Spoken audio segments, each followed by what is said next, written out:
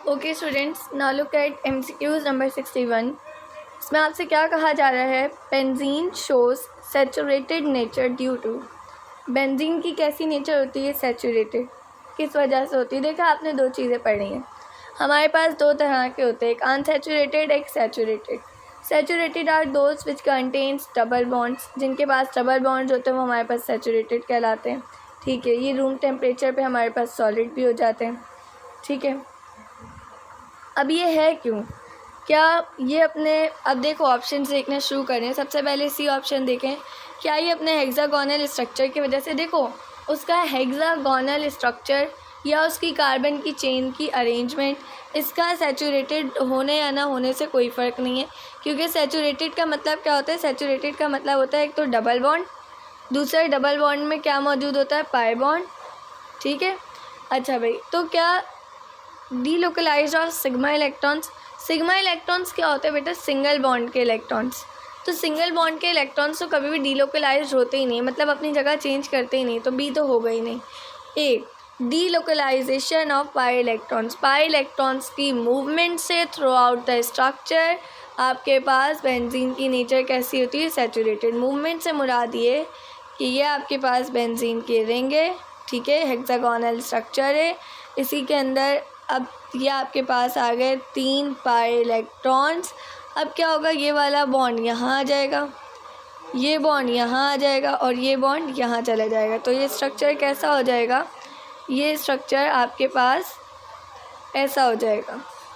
ठीक है, फिर क्या होगा? फिर दोबारा से ये चीज़ यहाँ पर, ये बॉन्ड यहाँ पर, ये बॉन्ड यहाँ पर, ये डीलोकलाइजेशन चलती रहती है। इसी की वजह से हम बेंजीन का एक और स्ट्रक्चर, रेजोनेटिंग स्ट्रक्चर बनाते हैं, जिसके अंदर हम लोग दरमियान में एक गोल सी रिंग, एक सर्कल बना देते हैं। Okay, now moving towards MCQs number 62।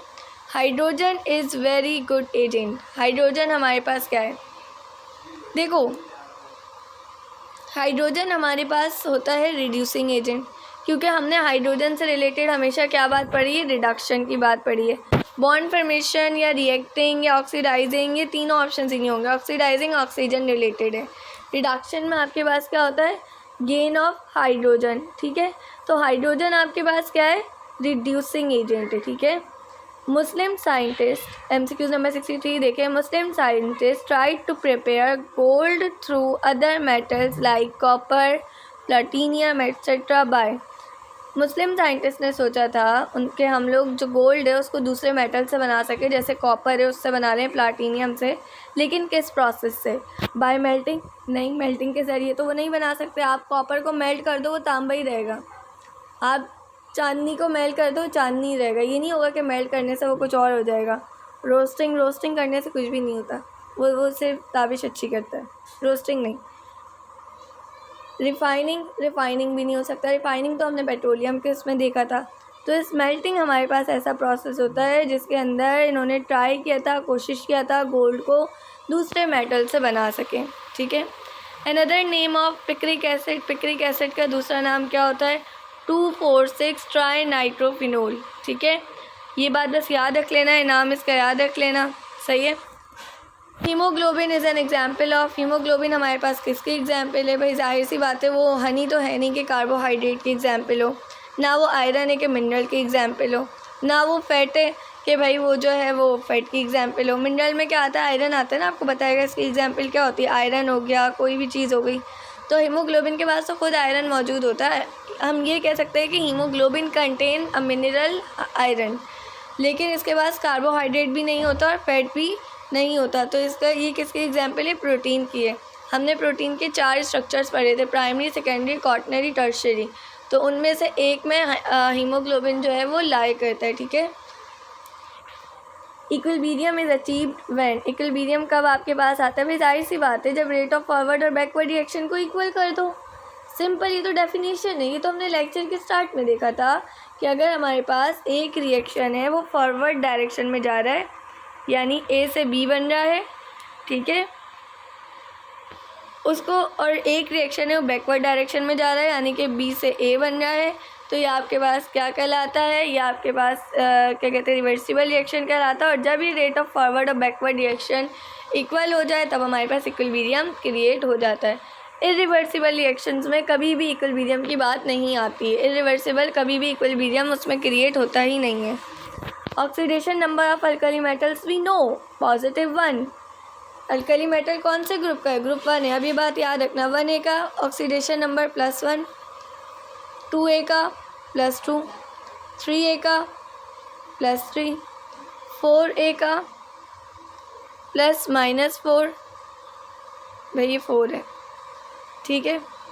5A का -3, 6A का -2, 7A का -1 और 8A का 0, ठीक है।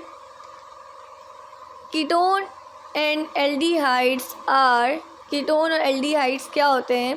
देखो, कीटोन जो है सबसे पहली बात तो ये नॉन कार्बोनिल होगा नहीं, क्यों? क्योंकि कीटोन में हमने देखा है कार्बोनिल ग्रुप, ये ग्रुप पाया जाता है, ठीक है। दूसरी चीज़ ये कार्बोनिल और हाइड्रोक्साइल ग्रुप भी नहीं हो सकता, क्योंकि अगर आप यहाँ पे OH लगा दो तो ये क्या बन जाएगा? तो कार्बोक्साइलिक बन जाएगा। हाइड्रोक्साइल ग्रुप तो यही होता है ना, तो C भी नहीं होगा। ये सिंपल कार्बोनिल होते हैं, ठीक है। कार्बोनिल की एक तरफ R लगा हुआ होता है तो ये एल्डिहाइड होता है, और अगर दोनों तरफ R लगे हुए हो तो कीटोन होता है, ठीक है। A dash which increase the rate of chemical reaction without taking part itself। भाई जाहिर सी बात है, कैटलिस्ट ही हमारे पास होता है जो क्या करता है, केमिकल रिएक्शन में हिस्सा लेता है और उसके रेट को इंक्रीज़ कर देता है। इम्प्योरिटी का कोई लेना देना नहीं होता। इनहिबिटर तो रिएक्शन को स्टॉप करता है, तो ये तो आंसर हो ही नहीं सकता। एवोपरेशन ऑफ वाटर हमारे पास स्पॉन्टेनियस होता है, ये बात हम लोग पढ़ चुके हैं, ठीक है।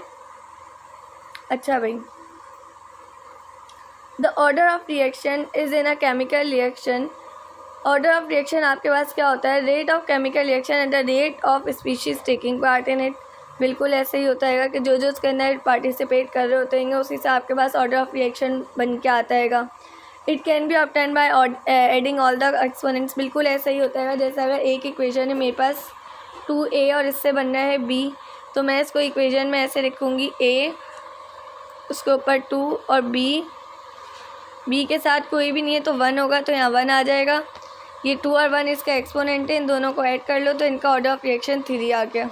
The reaction order of a chemical reaction is always defined with the help of reactant concentration and not with the product concentration. बिल्कुल ऐसा ही होता है। अभी जैसे मैंने आपको एक इक्वेशन अभी ऊपर बना के दिखाई थी, जिसके अंदर मैंने क्या दिखाया था, A से B बन रहा है और मैंने B के भी एक्सपोनेंट्स को ऐड किया था। ऐसा नहीं होता है। अगर इसका 2A है तो हम लोग सिर्फ A लिखेंगे, A के ऊपर 2 लगाएंगे और इसका ऑर्डर ऑफ रिएक्शन क्या आएगा? 2। हम कभी भी B को लेके B के एक्सपोनेंट को ऐड करके ऑर्डर ऑफ रिएक्शन नहीं बताएंगे, ठीक है। इसका आंसर इसलिए ऑल ऑफ दीज है। The bond between negative and positive ion भी पता है, आयनिक बॉन्ड होता है, ठीक है। From group 3A the most abundant element aluminium होता है, सही है। ग्रुप 3A में आपके पास क्या होता है? एल्यूमिनियम सबसे अबेंडेंट पाया जाने वाला। Elements having high ionisation potential energy but inert behaviour are called 8A group. 8A ही तो इनर्ट होता है बेटा। अगर आपको ये बात नहीं भी पता है ना कि इनके आयनाइजेशन पोटेंशियल एनर्जी सबसे ज़्यादा है, तो इतना तो पता है ना, इनर्ट यही है, तो इट इज़ योर आंसर। यहाँ पे आपके पास पेपर्स एंड हो गए, ठीक है। अगर आपको कोई भी मसला, कोई कन्फ्यूजन, कोई क्वेरी हो तो आप कमेंट बॉक्स में पूछ सकते हैं, ठीक है। अपना ख्याल रखिएगा, मुझे दुआ में याद रखिएगा। अल्लाह हाफ़िज़।